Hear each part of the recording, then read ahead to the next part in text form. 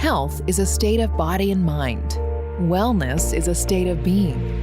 We want you to have both. This is Channels of Health, the podcast giving you ideas and insights into new and time-tested avenues to health. From mental wellness and innovations in mental health to our daily lives and overall health journeys. Join your hosts, Patty and Damien, both founders of organizations dedicated to healing, as they bring candid conversations and new information to you. Let's start the show. Here are your hosts, Patty and Damien. Hello and welcome, Taylor. This is Patty, your host, along with Damien at Channels of Health. We are really excited today to invite Taylor Roberts to join us because Taylor has a subject to talk about that I really didn't know anything about at all. And we're going to get to that real soon. But before we do that, Taylor, tell us a little bit about you, your story, how you came to want to be doing what it is you're doing today. This is perfect that I'm here on May the 4th, by the way. Huge Star Wars fan. We were just talking about Joseph Campbell. There you go. Anyway, that's pretty appropriate. My name is Taylor, and I'm a fascial stretch therapist, personal trainer, and just finished my education for licensed massage therapy. Really kind of give you the skinny. I was working in software sales in Atlanta and wasn't very fulfilled in my life, my daily life. And at the time, I was being a caretaker for my grandmother. In between moving from one apartment to another, she asked for some help because she had rotator cuff surgery. And so I was just going to help her around the house. In the meantime, just move my things in there and then move to the next place. And that turned into a 6-year journey there because she fell and broke her hip and dementia started setting in. And so over the course of that time, I started learning how to take care of her and also myself. So after, about 6 years of doing that, she was moved to a home, and I started contemplating next steps because I wasn't very happy in my life at the time, and a friend of mine was opening a gym in Texas, and he told me to get a certification and come on out, and he'd hire me. So I took the opportunity and drove across a few states to get to Texas, never even been here before. Pulled up and started the work. I'd gotten that certification in fascial stretch therapy, and it's still a main part of my business today. Fascial stretch therapy. Mm-hmm. Yeah, Let's talk about what that means, what that is. First of all, it's an adjective that modifies fascia, right? Mm-hmm. Okay, yes. So you talk about that because that's about as far as I can go. Yeah, just high level. Fascia is the connective tissue in and around your bones, your muscles, your joints. It's essentially if you were to pull on your shirt in one direction or another, that's kind of what happens around the muscle. So people start to stretch because they feel tight, and so they stretch the same area over and over, and it never really gets loose again. So what I do is address the fascial system as a whole. And so the philosophy there is to lengthen what is tight and tighten what is overly lengthened, and to bring the body back into balance in that regard. I work a lot with the nervous system, but also with the breath as well. So it's much more about bringing the body back to that relaxed space, but also teaching people how to do that for themselves. So the fascia, that's that like membrane that connects the muscle to the bones. Is it it's not, it just looks like it. It's like a webbing, clear, weird looking. Totally. It's the rainbow stuff on the chicken, It's like the, the cadavers, right? They take them apart, they strip off the fascia, and then they look at the muscle, but then they kind of forgot the whole point, Gotcha. It's the internet of the body, so to speak. So. Fascinating. Well, that is what this. Obviously, you already know what tennis elbow and all those things are. Lateral epicondylitis, not fun. There you go. I went and got it double from moving something I shouldn't have been moving. And so I've been walking around not being able to use my elbows for months now. Sucks. I just learned what that term was. So I had no idea that this was even a thing. That's very cool. So that's a full-time position to help people with that. Yeah, I did it full time, and then I realized that it was a very good tool in the toolbox. And what I wanted to do moving forward was to try to figure out other ways to help people. So I find that being strong also helps prevent pain, but also move better in full ranges of motion. So stretching is great, definitely important for the health of the body, but it's also not everything. And I think a lot of people miss, the point. It takes a lot of work to keep the body in a pain-free state. But then you kind of realize that it takes way less than you might think. And stretching is so simple. And people say to me all the time, oh, I know I need to stretch more. Like that's the first thing when I say I'm a stretch therapist, so to speak. I need to stretch more. But they don't. And you wonder why that is. And a lot of times you realize it's because they usually don't take the time to do anything for themselves. They'll pay somebody else to do something for them. They'll pay way more, but stretching's free and anyone can do it right now. Like right now. There's some myths and some misunderstandings that you cleared up for me the other day when we were together and you showed me what you do. One of the things is that you alluded to earlier, just for a minute, when you said you tend to pull or push on the part of the body that is hurting. But that's not really where you went to address some of the issues. Talk a little bit about some of the misconceptions about stretching, if you would. No, that's great. And, it applies to stretching and body work in general. But ultimately, it's not always the cause of pain that we're focused on. So for instance, like you said, if your arm is hurting or shoulder is hurting, sometimes it is because the arm or the shoulder is hurting because of dysfunction there, or maybe, you lifted something and now you have tennis elbow, so to speak. But a lot of times it's not from that. That's usually just the loudest part of the dysfunction, so to speak. Not to say anybody is dysfunctional, but sometimes we have dysfunction in the body, and that's okay to say. So for instance, when I had shoulder pain, my left shoulder was hurting a lot. The whole time I thought it's definitely shoulder pain. But just through strengthening the low back, the lower part of the traps, all of those things can start to be alleviated. So I started with your legs when we were going to address the upper body, just to get your nervous system to calm down. I don't want to fight you on the table. FST is an assisted stretching technique on a massage table. And I just don't have the energy to fight people all day. So I want to kind of work with, or as they say in the Stretch to Win Institute, that's where I went. They say you want to romance the nervous system. They're two dancers, and so they talk in that language. Yeah. And so you want to romance the nervous system, relax it, get it to a point where it's willing to surrender to what's happening. Because if we resist, then it's going to persist. Like, you don't want to continue pushing past a certain point. It's very gentle. It's just allowing the stretching to occur, and then magical things can happen. I mean, the reason why I say magic is because I really don't know what else to call it. It is kind of appropriate to call it magic. I remember when we were talking, I was saying that I carry a lot of stress, as a lot of people do, I think, in my neck and shoulders, upper back. And so it was exactly what you said. For that reason, you didn't start working on that area. You started on another part, so that by the time you came around, I guess, if you will, to working on shoulders and neck, that was more receptive. Totally, especially when it's a very sensitive part. If you're feeling tension there and you're feeling pain there all the time, somebody goes right at your neck, and that can be kind of a jarring experience. So yeah, we barely know each other. The first time I ever really touched you, and you're laying on my table and I got you strapped in there, it can be a little alarming. So the first thing going around your neck, which is such a vulnerable place to go towards anyway, because the throat there, it's not wise, at least not a wise use of my time. So start with the legs, and there's some stuff in there to work on too, and so you're going to get some benefit. And just try to see also where you're holding tension, because like I said earlier, it might not be, if you were to use that shirt example again, you pull down on your shirt, you're going to feel how the fabric of the shirt is being pulled over your shoulders. And that's maybe where you feel the tightness. But maybe the tightness is starting closer toward the hips, and so spreading that out, bringing a little bit more slack, so to speak, a little bit more slack in the fascia allows the shoulders to not be so tense. That's awesome. Yeah. So also you talked about the first time somebody usually gets that kind of stretch therapy, they really, and I think I was particularly, I don't know if it was bad at this or whatever, but it was almost like you were saying, you're helping me too much, let go, let loose, you're trying to move and let, so talk about how you tried to get the body, and by the way, he talks to the body, not to the person. It's really kind of fascinating. Yeah, so no, that's a good point. There's two different, well, I would say three. One is the person who's pretty much open and can just let it happen, and that's a very rare thing. You didn't do a bad job, nobody does a good job, so to speak. It's all good, right? The fact that you're there in the first place is a good step towards your health. But some people really want to help me when I'm lifting the leg and stretching, and I'm capable of moving very large bodies, so I don't really need any help there. And the less that you help, the better, because then I can feel the tissue instead of the resistance that you're placing in your body to assist me.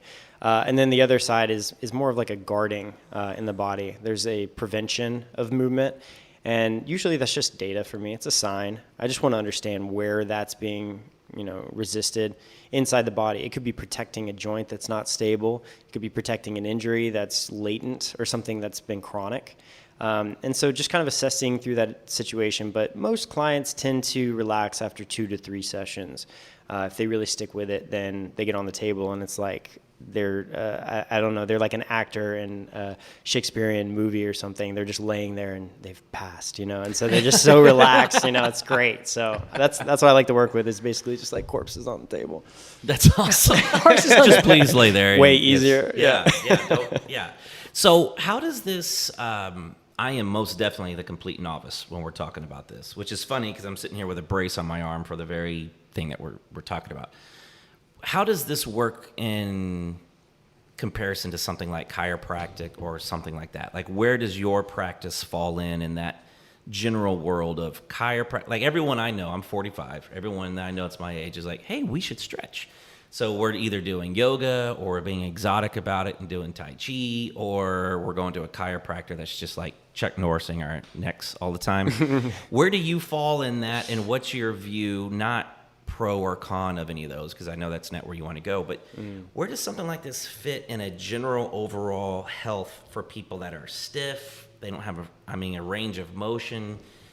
Is this all that they need and they don't really need a chiro? Is it a combination? That's a great question. Yeah, I think this has been called the great integrator in the practice, because it's not one-stop shop, so to speak, but you can use it for many different applications. So for instance, some people might use this before a football game. I have some high school football players that like to come see me before a game. It allows them to perform a little bit better and with less, cramps, things like that. That's what I've experienced, at least. Desk jockeys, if they're sitting at a desk all day long, maybe they just feel a little tense. Maybe, truck drivers, that sort of thing. I've had those types of clients as well. Just anywhere where you're holding a certain position for a very long time. People that like to train with me, so my personal training clients will also benefit from this. Now, they can do it before the session, and I can ramp up the nervous system, right? It's almost like a get hyped type of thing, so their nervous system is primed and ready to lift heavy weights. That's usually a shorter session, something to amp the body up. And then there's more restorative sessions, which is more focused to range of motion improvements and a little bit less tension in the body, but also getting more aware of what the body's capable of. A lot of people think that they're not as flexible as they really are. They just resist themselves a lot. So there's this internal state of resistance that a lot of people have. So a lot of my clients, they still go see chiropractors. A lot of my clients, still I recommend go talk to your doctor. I'm not a doctor. Sure. I'm here trying to help your body as much as possible. But ultimately, the onus is on them to make sure that they know what's going on in their body. So I always try to give that back to them. I also teach people how to stretch for themselves, because I have a routine that I've learned at the same institute. It's the Life Stretch certification for anybody who wants to pursue that. They do classes online. It's a great way to just address the entire fascial system in your body, all of the nets in all the different ways. It's very simple. I get it done in about 45 minutes to an hour on a Sunday. I try to do it about once a week. But yeah, it just applies to pretty much anyone who's willing to make improvements in their body. And I wouldn't say that it takes the place of anything. And at the same time, I've seen some people forego other treatments once they start stretching with me. So whatever you want to take from that, you're welcome to, for sure. Nice. Well said. That was really well done. So you seem to be a really big believer in self-advocating for your health. Like, we've been talking for just a few minutes, and it's already come up at least twice. That's a subject that I know, Patty, you talk about constantly. Absolutely, Just yes. self-advocating for your health, So I'd like to kind of, if it's all right with you, expand a little bit from the specifics of this. Your personal journey, what are your views as someone who has hands-on people, you're working with people all the time? What is your view around this advocacy? And again, I don't mean let's just talk negatively about people not doing it. What do you think is preventing people from self-advocating to the level they need to? What a question. I think for everybody, it's different but the same. Usually it's beliefs about themselves that they're not worthy of feeling good or feeling healthy. Maybe they have some traumas and dramas from the past. it's really hard to say exactly what it is, but what I do know is once people start to take control over their life and start making better decisions for themselves, everything transforms. Yeah. And those reasons that they have to overcome that were sabotaging them or preventing them from taking those steps become minuscule. Mm-hmm. Those little dragons that they went to slay, they realized that they could have fought them the entire time. And so a lot of people also are, they just don't know. Nobody's really taught them. I mean, I remember going in my PE class and like middle school and high school, elementary school. I mean, we did the pacer thing. I don't know if anybody remembers the pacer thing. You like run from one side of the gym to the other, right? Mm-hmm. And then it's like beep. Yeah. Yeah, right. I hated that thing. Yeah. I don't know what that was supposed to teach me, except I hate that buzzing noise. But ultimately, people don't really understand what to do to be healthy. And there's so much conflicting information out there. And so one thing that I like to focus on for even myself is I have different needs than you do. Okay. Both of you, right? Sure. I need to eat different things. I need a certain level of activity. My pastimes are going to be different. The way that I recover is going to be different. And only I know how to do that, or at least I know I'm the only one that potentially could learn that. And so I can't necessarily learn what the best things are for you. But with my clients, through constant feedback, they'll tell me how they had a good night's sleep last night, and I'll ask them what their routine was. And so next time they have a bad night's sleep, I ask them if they did those things. And usually the answer is no. Actually, every time the answer is no, right? But it's an accountability thing in that regard. Like, you told me what works for you. Why aren't you doing it? And a lot of times, if they don't take personal responsibility, there will be an excuse. Right. I was busy with this. I was busy with that. I think the Dalai Lama said one time, they were asking him, because he's so busy, they said, Dalai Lama, you're so busy. How do you meditate? You say you meditate an hour every day. How do you meditate an hour and find the time? He says, well, on on normal days, I meditate for an hour. On busy days, I meditate for 2. Right. And I love that, because it's like definitely necessary that we take care of ourselves so we can get our work done, so we can be our best selves, but also not, collapse into our bed and feel the need to distract ourselves on the phone and what's going on with this and that. We can just be at peace in our lives. Yeah, have some quiet in your soul, and absolutely. I think that what you're saying is so true, that historically people didn't have as many different options as what they might have today or feel that they have today. Historically, people would check themselves in with their regular medical physician, their primary care provider, and pretty much say, this hurts, that gives me pain, give me a pill to fix it, or take a test, or whatever you need to do. And they sort of handed themselves over as somebody might their car to an auto mechanic. Whereas now it seems like there's so much more integrative health solutions, and it's not just buzz popular, it's actually knowledgeable people learning. So speak a little bit about the practice that you have. You have multiple services that you can provide in addition to the stretch therapy. Yeah, definitely. Right now I'm doing a certification for breath work and cold exposure. Like, that's my current, thing that I'm into, which is going to be super exciting. Going to get to go to Europe and hang out with the Iceman. I was going to ask that question. I beat you to the punch. I can't stop talking about it. It's so fun. I mean, something about these ice baths are amazing. It's incredible. We'll come back to that. I was just going to say, and after you go to Europe, we'll get you back and talk on it again. You'll jump in my ice bath, dude. I'll be an instructor at that point for sure. Right now, personal training. And I've learned some from some of the best minds in the world, from John McDowell and Brock Travis in Dallas here. This is, the gym that I came to work for, as well as, Stefan over at Kilo Strength Society. They just moved to Miami. What's up, Stefan?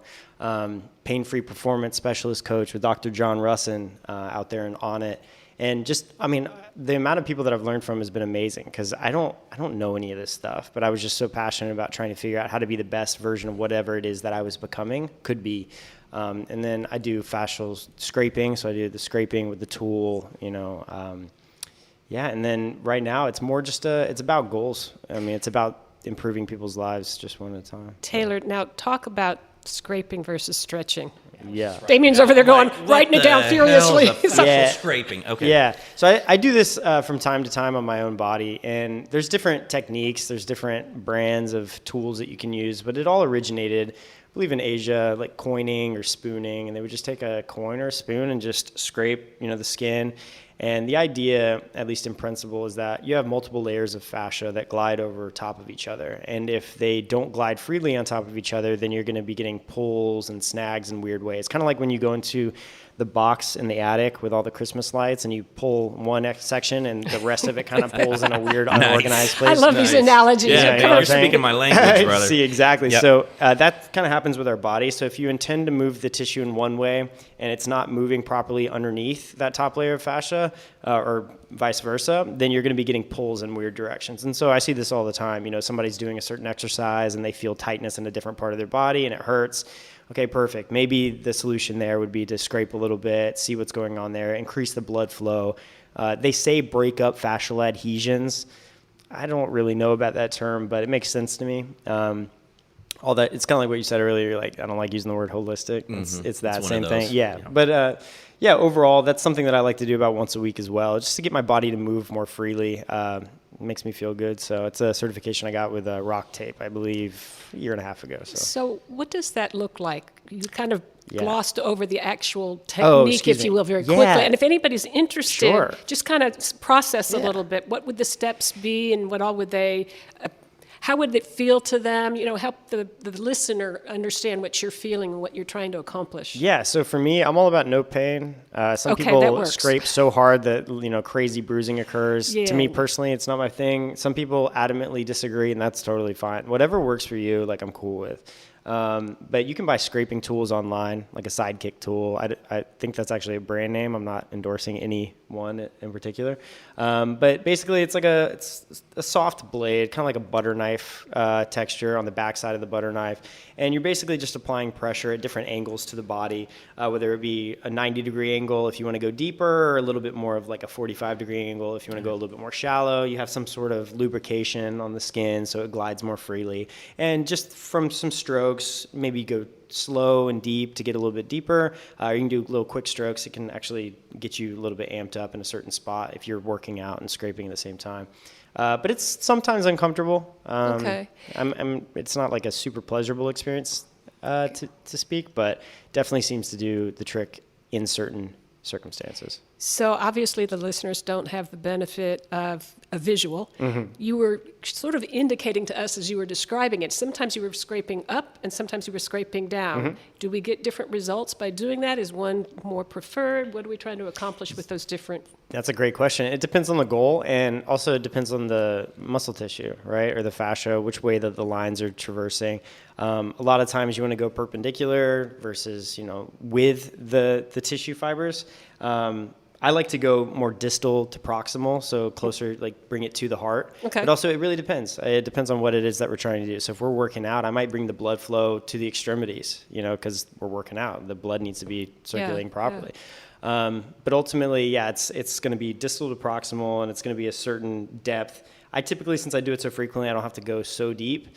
It's just more like a tune-up and just bringing the blood flow throughout the body. But yeah, I did that. That's funny. You noticed that.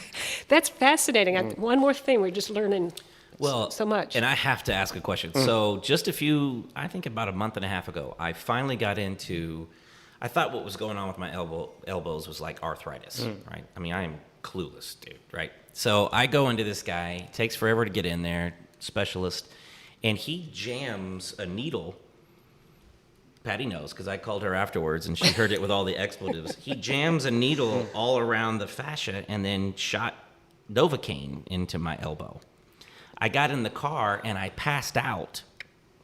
Remember this? I passed out in the car and my arm was on fire.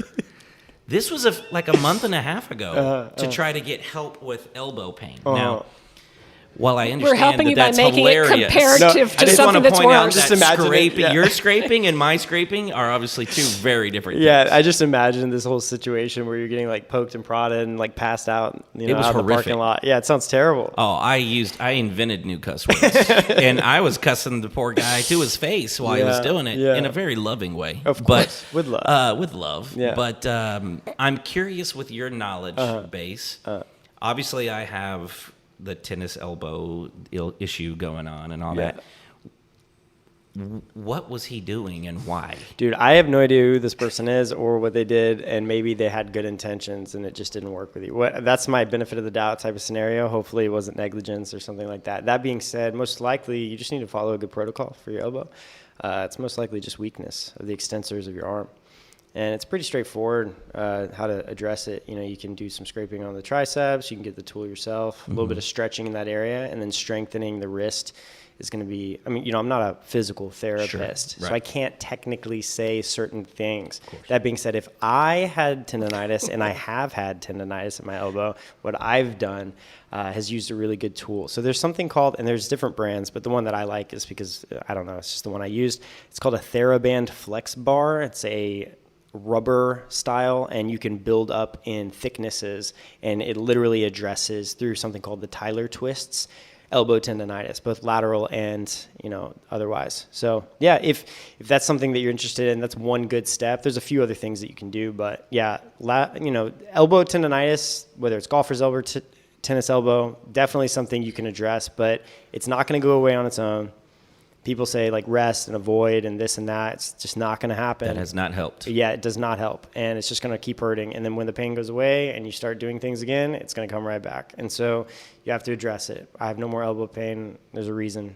And it doesn't take very long. It can take up to 6 months and longer sometimes for the pain to go away if you do nothing about it. And it can take 1 to 3 months if you do something about it. But then the pain's gone, and the source as well. So I think I'll just stick with the harpooning at my elbow every few months. That's a good strategy. It felt really solid to me. I want his name so I can go over there. Oh, don't too. worry, you'll get it after this. Free Novocaine in my elbow. Free Novocaine, and you can pass out in the parking lot. I can always use a good day's sleep. That's right.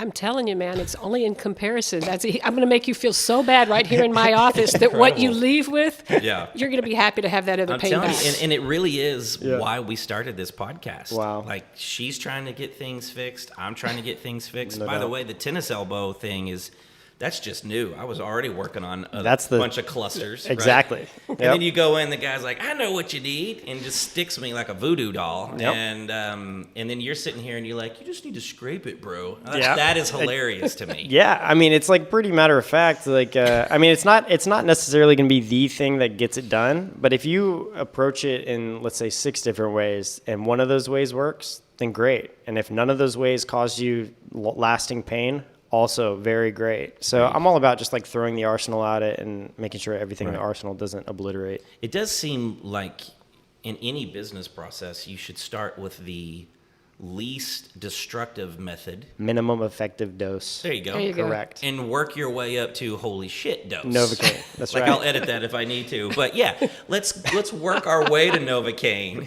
Well, I think a lot of times practitioners want to be effective right away for, their client and also for themselves.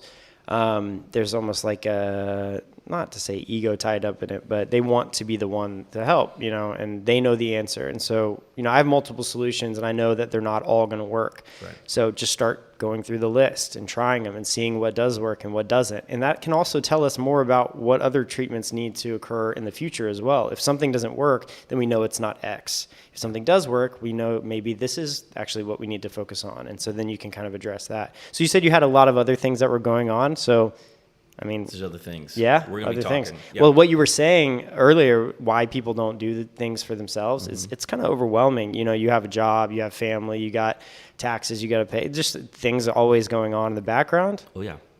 Why do we want to focus on the thing that's annoying anyway? Right. And we don't even know how to fix it. And then when we spend time to fix it, like let's say we drive to the gym, it's 20 minutes to drive to the gym. We get there, most of the machines are taken.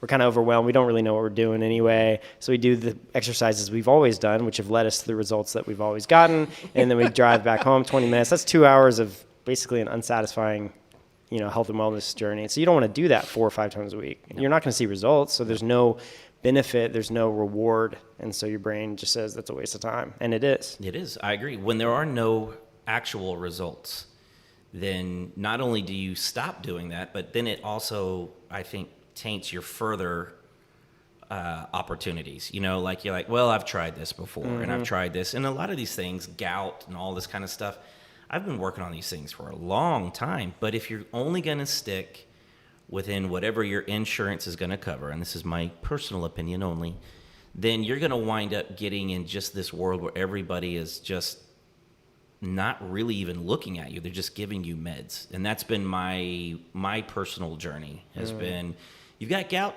take allopurinol. You got this, take that. You got that, take it. Yeah, and there definitely is a benefit, let's say if you are about to kill yourself, to, take something maybe that keeps that from happening while you address, of course, right? Right. But that's to say, I probably wouldn't recommend that long term. Just the side effects typically aren't worth it, So it's interesting that you bring up all these different ways that are addressed. There's the sheer amount of people that need help. It's overwhelming to our system. They go in to see the doctor. Here's the symptom. This is a solution, at least for the symptoms. So take this, and I got another 12 hours. I got to do my rounds. Right. Like I can't sit here and try to figure out where this injury came from 16 years ago. Right. I don't have the time. And so. Yeah, I think that kind of speaks to the inefficiencies of our system overall, because I know, like I'm sure you both do, very well-meaning people in those professions, but there's nothing really else that they can offer in that regard. So there are some really good GPs out there that have a little bit more of a holistic approach. Nice. Yeah, see, tied in. But it's challenging. They don't really learn much about nutrition in school. It's very complex, and so, yeah, I don't know. It's too bad. You touched on something that has always been a problem for me, and that is we seem to be a systems-based approach right now instead of a systems. So it's symptoms instead of systems. Yeah. So sort of that was my journey. Everything that people were dealing with me was they were only addressing the symptoms. Take this orally, take this topically.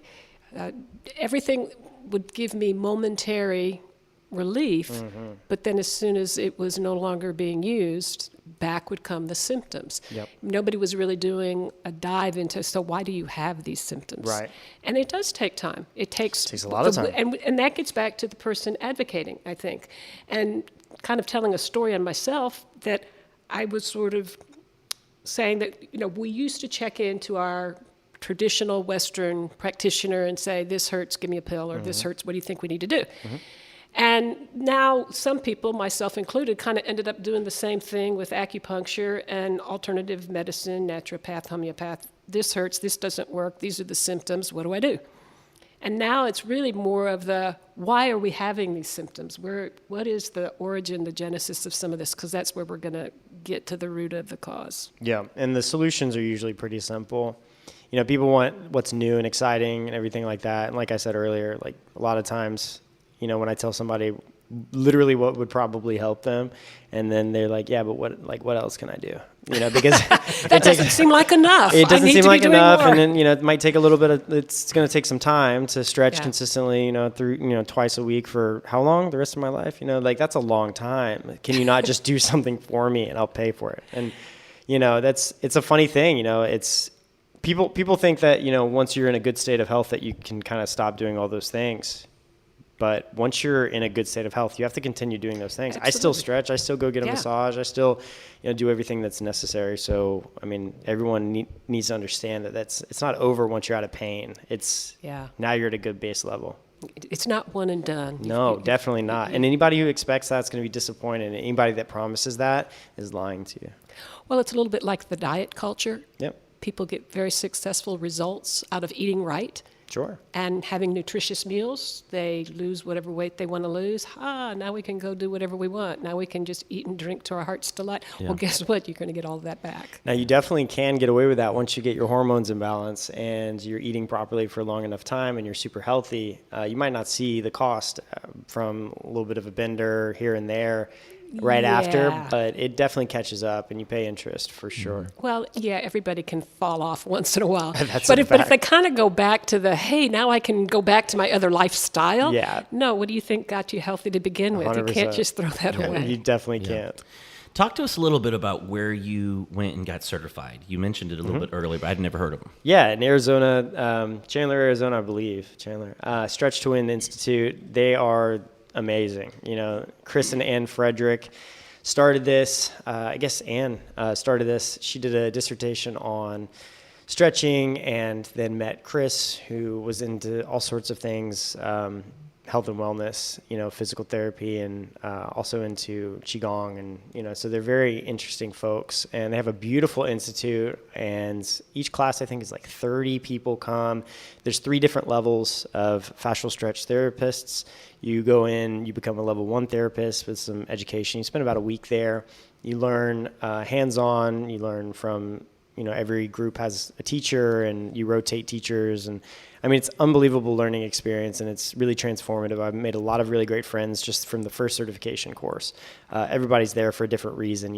I think every NFL football team now has a fascial stretch therapist on staff. I mean, it's really amazing. So you spend a week there, and then you have to practice for a year before you can go back to do the level 2. You have to have a certain number of stretches to be able to qualify. And then once you do level 2, it gets a little bit deeper into some of, contraindications and specific instances like certain hip issues or shoulder issues, like a frozen shoulder, things like that. After you do that, you can go on to level 3. Now, the main reason why I went and got the licensed massage therapy license was because if you want to go to level 3 without a license, you do something called level 3 fitness, which is what coaches can do and just anyone can do. But I wanted to go do the medical. So they do level 3 medical as well. And to do that, you have to have some sort of license. Okay. And that gets a little bit more into like hip replacement and very acute type of work that you might not otherwise, be able to, as long as it's obviously been cleared by their physician or their surgeon they can stretch like that. So it's just a little bit more in depth, I think. And that's kind of where I'm at right now. But yeah, it's a great institute. If anybody's interested in doing it, really recommend it. I started doing that instead of personal training or anything else. I mean, it was the bread and butter at first, and now it's just another integrative tool that I use. But if you want, I mean, I know people who just do stretching for a living, and they're doing all right. Let me ask you from a whole different perspective. So you are a physical trainer as well, right? Yeah, personal trainer, yep. Okay, so a personal trainer. Yeah. So it seems like with your skill set, those millions of people that will go and work out for a little bit and then get injured and then never work out again or re-injure the same thing. I'm talking about myself, of course. It's the only reason I'm here, man. Like, come on. It's the only reason I'm doing this. Is it seems like someone like you would be the right person to go to so that you could not re-injure yourself over and over and over. So is that part of the combination for you, is not just helping people get in shape, but people that are injuring themselves and then never return to a gym again because of an injury? How do you get around things like that? And is that something that you work with? Totally. One thing that I really want to focus on with clients is to get them to be able to do this for themselves, because I do know my own mortality, and I know that I'm going to pass away. So I can't be here forever. And I know that I care about people and trying to understand what it is that they need to do for themselves for the rest of their lives, and also so they can pass that on to their kids or maybe to their parents, or it doesn't really matter. But one thing that's really important is just meeting the person where they are. And I know a lot of really great coaches and personal trainers that do this, but they look at the person and they realize that they want to teach who it is that they're in front of. They don't want to be withholding truth and information from those people and making them come back. I'm always going to continue my education. So people keep coming back because I keep learning things and growing myself. And so I can teach a little bit more and share more as I learn it. But I can't share if I'm not learning. So that's one aspect of it. And the other side is I don't want to withhold any information from anybody. And a lot of people, they kind of keep that battened up. They keep it to themselves. And so then they're this purveyor of knowledge, and you have to seek me out for this and whatever that's all about. If I can get people to understand what it is that I know in the specific instance that they need it, not overwhelm them, then what they do is they take ownership of what it is that they're trying to accomplish in their life. And then when they're ready for something else, they'll come back, or they'll just keep coming back because they keep learning every single time. And, they don't even know what to ask until they run into a certain thing in a session, or, right, until they have a certain injury. And so, when they're ready, they come and I'm able to share it. But yeah, it's all about getting people to just understand these things for themselves, because thankfully this is not rocket science. Otherwise I would not be able to do it. Right. But it's so not true. Yeah, Taylor. It's very complicated for people, but really it's the most simple thing that you can do is learn. These systems are very simple to learn. Truly simple. And it seems overwhelming because there's so much information out there. But once you have a good routine of all of these things to maintain your health and have someone in your corner that wants you to learn as well and pushes you and holds you accountable, then you can go back to killing it at work and not having to eat a bunch of cheeseburgers late at night because you feel miserable about your life. So Right. I know that your ongoing education is very important to you. We've talked about that before. Talk a bit about what you've already done, and you've also told me some of the things that are in the future for you so that people can get a sense of the skill set that you have and the ones you're going to develop. Yeah, awesome.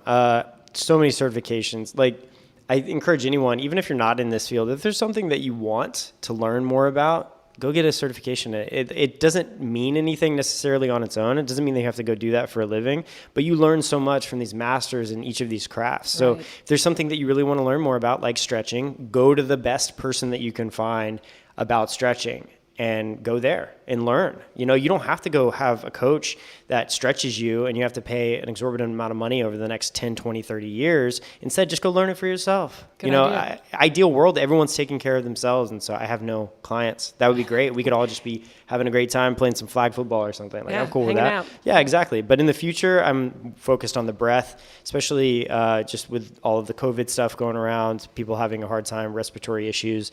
The breath is the beginning and the end. I mean, I've heard it said before that it's the first and last thing you'll ever do, right? And I love that. And it's this constant process. You can control it, but it's also something that's constantly going on behind the scenes. And it's really one of the few things that you can do that with in your life.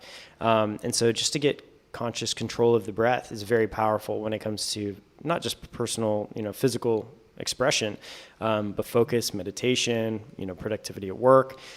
So breath work and then cold exposure. I'm really into different temperatures, extreme temperatures. So I like hitting the sauna and then hitting the ice baths and everything in between. I like pushing myself in that regard. So yeah, I alluded to it earlier, but going out to see Wim Hof is going to be an exceptional experience. That guy is a master and he's wild. And he's super cool. When I are you like going? Him a lot. So that'll be, I think January is when I'm going for the instructor course. I'm pretty pumped. I mean, hopefully it's going to be cold. I'm excited. It's going to be cold. It's going to be cold. So for anybody out there who does not know what we're talking about, because we shouldn't only assume that everybody's familiar with him. For sure.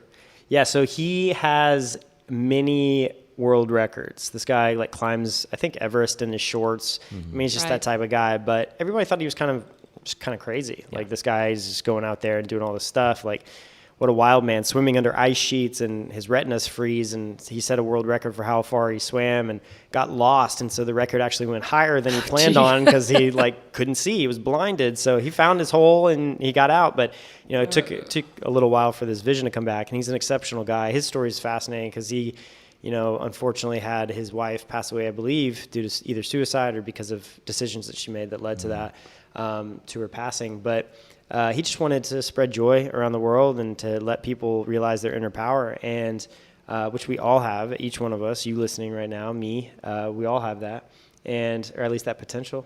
And one thing that he did is he showed in scientific ways that not only can he do it, but other people can learn the exact same things that he's doing, and there's a measurable benefit in the lab. So he's able to tap into the nervous system. He's able to regulate his hormones.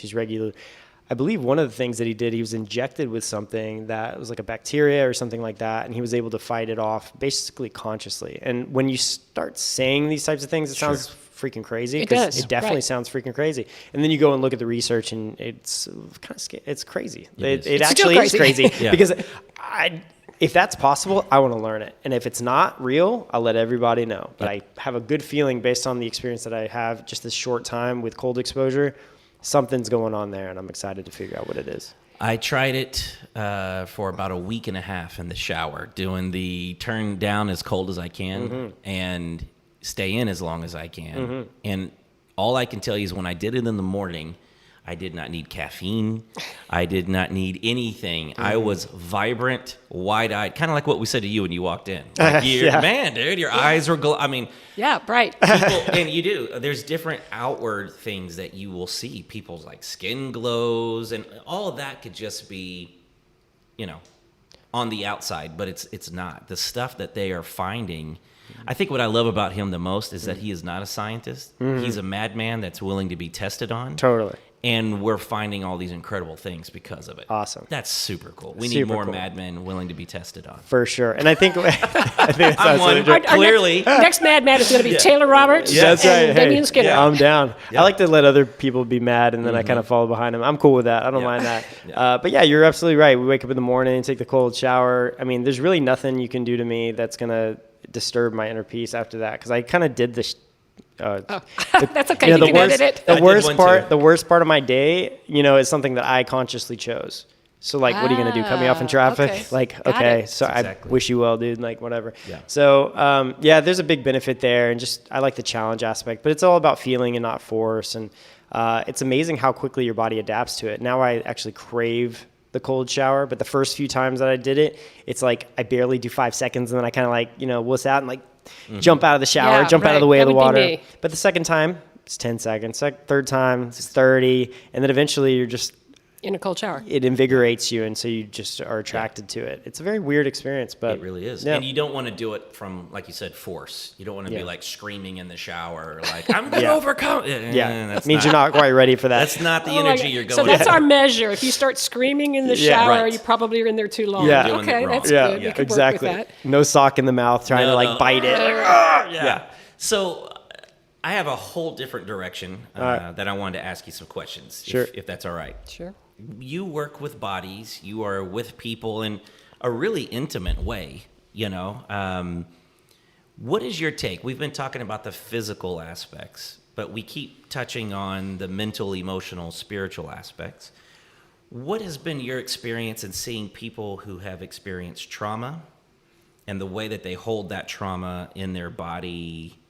And you can say nothing, and I can edit this out if it doesn't apply, but there's a wonderful book called The Body Keeps the Score. I am curious, what's your first line, like frontline experience of people who've experienced trauma and it's manifesting in their body, they're holding it in certain ways? It's wild to see someone for the first time, especially like if they're a new client and, they come in for one reason, but you can just tell why they're really coming in. Or at least that's what you think. And it's interesting because people do open up. Like that book, I do know the book that it's a very good book. When somebody's on the table, for instance, they might start crying or laughing. That's a pretty common thing to happen. And people don't really understand why that is. Some people say it's stored in the fascia, certain emotional instances. Sometimes if you're guarding something, it could be some trauma that you're not even aware of and that your body's trying to protect you against. I see that a lot with like car accidents or, PTSD, things like that. All of that to say, the body has recollection because the body, our mind and our body aren't really separate.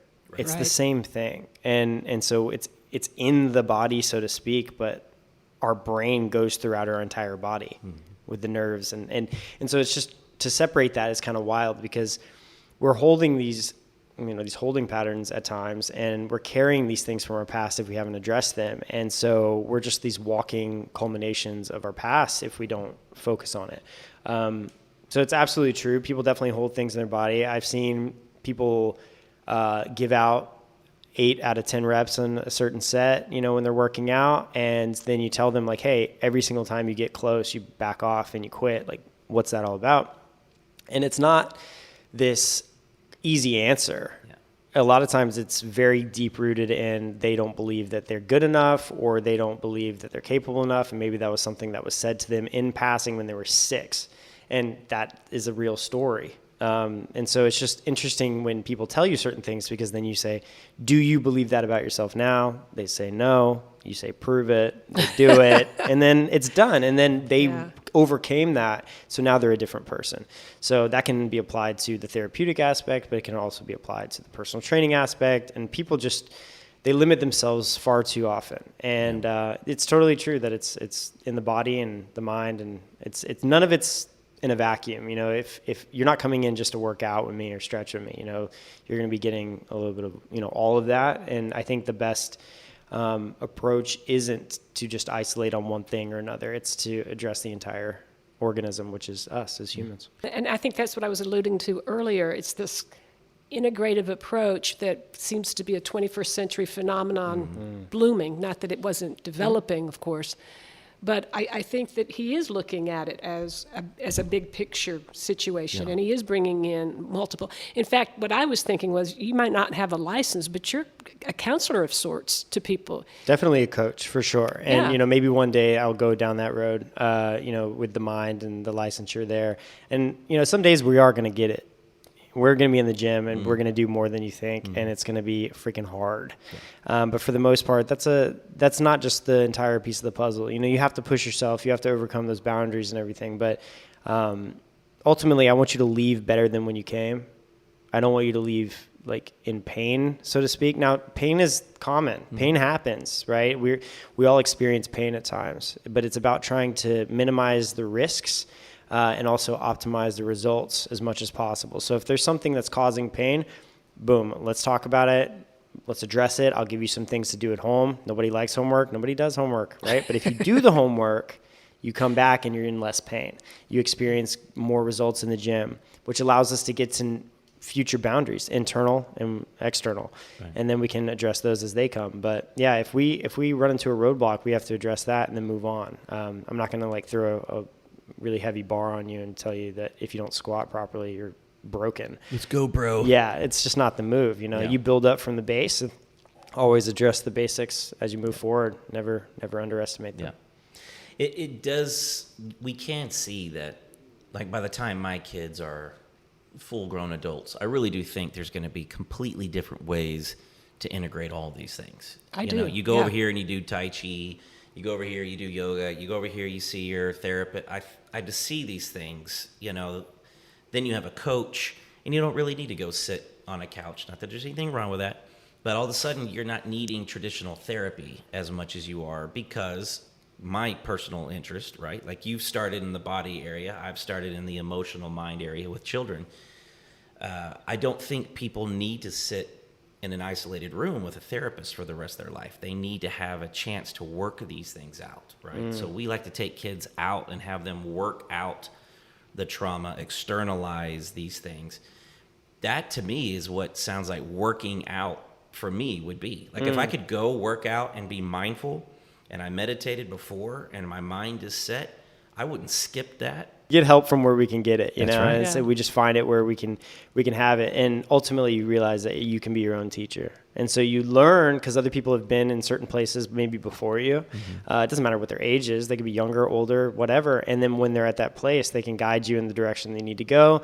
And then you learn that, you are in complete control, at least to the degree that which we are, of your body and your life. And so, yeah, for sure. If you want to find somebody who is, helps you get into that good nervous system state, to work out, to prevent injury, to improve your range of motion, that gives you homework, cares about, you long term, helps you set goals, things like that. There are people out there and they say, when you're ready, they appear, because they also have to get ready too. Right. It's two people, right? And so all my clients have benefited me so greatly that sometimes I wonder, who should be paying who. Yeah. I think you touched on something that people need to get a little bit away from their ego. It's kind of tempting for people, well, I'm the older person, I've had more experience in this arena, and they tend not to be as comfortable learning from people that are younger than they are, have a different background or a different culture. And I think the more that we can kind of step away from our ego, the better we're going to be able to receive some of that information that's coming at us and available to us. Sure. Yeah, and I benefit there because I'm a highly open person. I rank very high in the personality trait openness. I'm just creative, and I don't really throw ideas away because usually there's some truth in most ideas. Now, some things I've found are not correct. They're lies, and those do exist. But generally speaking, the world is full of people, and a lot of times they're not full of malice. Now that can occur, and so you have to watch out for the charlatans and the people that are just trying to make money off of you. But you can usually tell that, especially the more work they do internally, of the people that are trying to pull the wool over your eyes on the outside. And then going from there, just go focus on the people that seem to want the best for you, because that's who you should be surrounding yourself with anyway. Yeah. You mentioned a company earlier, unless I misunderstood you on it. Not a sponsor in any way, obviously, but you talk about these companies, how over time you can see the legitimacy of their claims, and I love companies like On It that will go so far to prove their claims. It's not just, this is what we are, this is the way medicine used to work, especially in the MLM-like space. You know, it's, here's our claims, here's our health claims, one or two kind of statements, and that was it. You know, but companies like Onnit, they never stop the testing. They don't ever stop. They just keep posting more and more evidence. So as we're coming towards the end of the hour, I wrote down specifically on it, and do you use any of their supplements? Are you just fond of the company, or did I hear a completely different name? No, it's interesting. No. You're right. So when this all started, actually, the journey I think began because I was listening to a podcast by Aubrey Marcus. I think it was 22, 23. He talked about a ceremony that he experienced in Peru, and I was very depressed at the time and decided that I had no other options. I tried everything else, that I needed to go to the jungle. And so I think this is where it all started. And if it weren't for my interest in like the Joe Rogan podcast and Aubrey at the time, I don't know where I'd end up. And so I took that flight, and everything's changed since then. And I've been on this journey that I kind of knew I needed to be on anyway, but I didn't know how since then. And so I think I have a lot of respect for that company because it's something that he built. And I've been there, and I've gotten a certification there. It's a great facility. Their avocado toast is fire. I wish I could get some here. I don't know what they do, something with like some hot sauce or something. It's delicious. But it's great. Like they do it the way that I would probably want to do it. I'd probably have some like ice baths and saunas and stuff. They might have some saunas. I'm not 100% sure, but it's a great place. Just good people there. And that's what it's all about. Just finding a hub, and most places have some sort of hub like that. You don't have to go to Austin to experience something like that. Find a local yoga studio, or, look online, or, sometimes the best thing to do is to start your own group. Mm-hmm. If you're looking for that, be what you're looking for and attract others, because there are other people that are wanting the same thing. I mean, I guarantee there's somebody else out there that wants the exact same thing as you do. So, yeah, but yeah, I like them. And, awesome. I've taken their supplements in the past, and I've tried different workout equipment. Like I have some of their kettlebells and stuff. Like, yeah, it's cool. Yeah. I like the company for sure. They're awesome. I'm a big fan. Well, we are coming to the hour. I didn't know, Patty, if you had anything else. Obviously, we have many other conversations to have with Taylor, but we say this every time, don't we, Damien? It's not going to stop. Yeah, absolutely. We always want to let everybody have a chance to allow our listeners how to get in touch with them. Mm-hmm. So this is your chance. How do people get in touch with you? And repeat, if you would, the kinds of things you can help folks with. Absolutely. Yeah. So getting the license for massage therapy here soon, and fascial stretch therapy if you're interested in that. Personal training. I do scraping as well. And if you just want a coach who cares about you and your progress, then I'm here. You can find me on my website, tailoredstrengthandrecovery.com. So that's TAILORED, strengthandrecovery.com. And that's a great way to get in touch with me. My phone number's on there, email, I respond, and I'm happy to hear from you. And if you're not a client and you just want to chat about things, I do that too. Because I believe that a lot of times people hesitate to reach out because they don't want to have to pay for stuff.